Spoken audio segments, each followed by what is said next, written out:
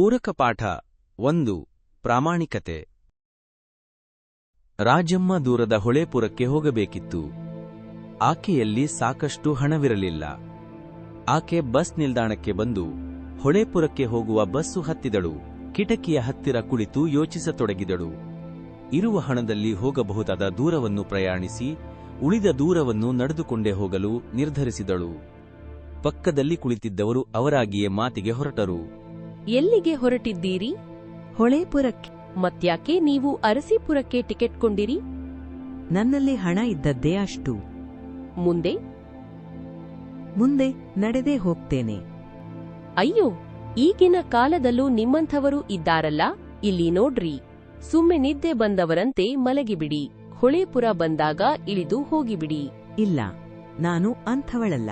ನಡೆದುಕೊಂಡೇ ಹೋಗುತ್ತೇನೆ. ನಿಮ್ಮಿಷ್ಟ. ಮನಸ್ಸಿನಲ್ಲೇ ಅಂದುಕೊಂಡಳು. ಇಂಥವರಿಂದಲೇ ಕಾಲ ಕೆಟ್ಟಿದ್ದು.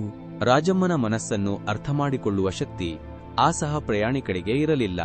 ಅಂಥವರಿಗೆ ಇನ್ನಾದರೂ ಬುದ್ಧಿ ಬರಲಿ ಎಂದು ಮನಸಾರೆ ಪ್ರಾರ್ಥಿಸುತ್ತಾ ರಾಜಮ್ಮ ಅರಸೀಪುರದಲ್ಲಿ ಬಸ್ಸಿನಿಂದಿಳಿದು ನಡೆದೇ ಬಿಟ್ಟಳು. ಹೆಚ್ಚಿನ ಆಸಕ್ತಿದಾಯಕ ವಿಷಯಗಳಿಗಾಗಿ ಸಬ್ಸ್ಕ್ರೈಬ್ ಆಗಿ ನಮ್ಮ ಲೈಬ್ರರಿ.